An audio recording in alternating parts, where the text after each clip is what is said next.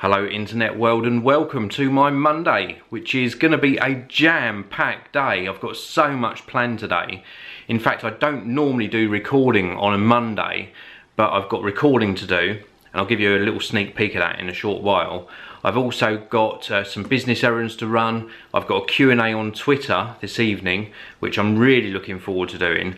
But the first thing I just want to share with you is this, and I was given the opportunity by Braun to actually test their very sort of latest shaver, a Series 9 shaver. It's the 9040S. You can see the model number just down the bottom there, and it's a wet and dry electric shaver. Now this is what it looks like. The beauty of it is you can use it to wet shave or dry shave, and I've tried both over the weekend. And when you finish, because it's sort of a wet and dry shave, you can just wash it under the tap, so that keeps it looking good as well. And I've been really impressed with this. It's got a trimmer on the back for trimming your sort of sideburns, and the foils on it are so good and so smooth, and it gives a really close shave. I've been really very impressed with it. Now I use a Braun shaver at the moment, but I was just so happy to be given the opportunity to try this latest one. Love the styling, really nice styling, but more importantly than anything, I've got really sensitive skin, especially as I've got sort of older. My skin is super sensitive, and this has given me a really good shave, so very impressed with it. If you look behind me here, especially when I move these couple of boxes, you'll get a little tiny sneak peek at some of the products I'm going to be testing and recording videos about this week. So eagle eyes, look in this sort of area here. You'll also see another product up there that I made a video about, and that'll be on the channel really soon. So, I also want to give you an update about the Apple issue. Now, I put a video on the channel last week, there is a link to it in the video description if you haven't seen it, about my Apple USB to lightning cable actually melting on me and waking me up very startled in the morning with this sort of burning smell. Now, I contacted Apple. First of all, even though I didn't get the initial response I wanted from Apple, they were very attentive and they dealt with it professionally. And they asked me to send photos in, and they kept me updated throughout. The update I want to give you today is that Apple did contact me late last week, and they said that the burning or the sort of melting outer sheath of the cable was caused by external sources. Whatever that means. Yes, you heard it right, external sources. They added to that they weren't going to replace the cable or indeed the USB power adapter that plugs into the wall socket that they originally were going to actually pick up and replace. Now, when I was told that, my initial reaction was just amazement, and I was sort of slightly dumbfounded and left almost speechless that they would say that it was caused by external sources. What were they trying to say? You know, I don't know how it could have been caused by external sources. One of the questions they did ask, like an additional question, was does the cable touch anything? And my response to that was, well, no, it hangs freely from my bedside cabinet down to where it's plugged into the wall. And even if it was touching the bedside cabinet, the only external sources I could think of that would cause it would be the USB wall adapter or the iPhone connected that end. They're two external sources. Or indeed the electricity that runs through the cable. That's the only thing I could think of. So I sort of argued my case a little bit more, and all they could provide me with initially was an address I should say, to actually send a complaint letter into. Now, I don't believe in accepting a company's first response. If you don't get the reaction or the resolution that you want, then I think you should pursue the matter. So I did that. I sent a couple of emails to people that I know within Apple, and then I also called back and asked to speak to a senior tech advisor or senior customer support. Now, I was already at a level 2 tech support with the prior phone calls, and this time I was put through to that level 2's supervisor, so like a senior tech support. And the lady that I spoke to on this sort of further investigation was a lot more helpful and understood what I was saying, that external sources leaves me not knowing what happened, also leaves the cable issue open to happening again for other people, which was my main cause for concern, is that I wasn't looking for necessarily sort of compensation or a free gift or a big story on YouTube.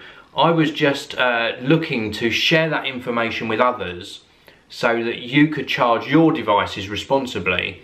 And I explained that to Apple, that I would hate for this to happen to somebody else and for the sort of situation to be worse. I know people in my family that charge their smartphones underneath their pillow. How crazy is that? And I've really emphasised it to them, is no, you don't do that anymore. You know, you must charge it at least on a solid non-conductive surface to be safe. And it's even put me off a little bit of charging it in the same room that I sleep in, although I probably still will revert back to doing that. So anyway, this follow-up phone call with the senior tech advisor at Apple got the response I wanted. So they are replacing the cable. The second thing is they are replacing the power adapter. The third thing is they are sending me a free gift, which is really nice of them, a gesture of goodwill. And fourthly, they are also going to be challenging that engineer's report and highlighting the issue and the worry that it's caused, because I think it's a very serious matter. In fact, the response I got from that video, you know, the one I've linked to down here, and also my tweets about it, were a lot of you sending in photos and making comments that your cables have in fact done the same or very similar. They've sort of got this turtleneck in near the connector, they've broken near the connector, they've melted away near the connector. So mine is definitely not an isolated case. I think it's something that Apple definitely need to take seriously. So that's my little update for you. I also wanted to show you a couple of products, and the reason I'm showing you this is because I did make a video about smoke alarms previously, about 3-4 weeks ago, and the importance of fitting a smoke alarm in your house. Well, I haven't got a smoke alarm in my bedroom, and I had these in my review cupboard ready to make a video about, but I wanted to bring that video forwards and tell you about these now. These are both from Avantek, and I wanted to show you this. This is the Xsense CO03M. It's a carbon monoxide alarm, so not a smoke alarm. Now, carbon monoxide is an invisible gas. It's very, very poisonous, fatal in fact, and the fact that you can't smell it at all, you know, it doesn't give off any odour, it is really very deadly. So a carbon monoxide alarm is very important to have inside your house. And then this one is the DS51, again part of the Xsense range, and this one is a smoke alarm and a carbon monoxide detector, and it's got a really loud alarm, dust proof, moth proof.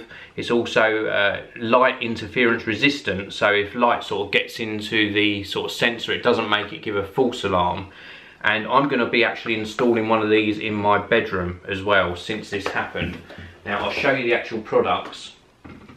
Now I've already got a carbon monoxide detector in the sort of upper level of my house, but I'm going to be installing one of these in the lower level as well.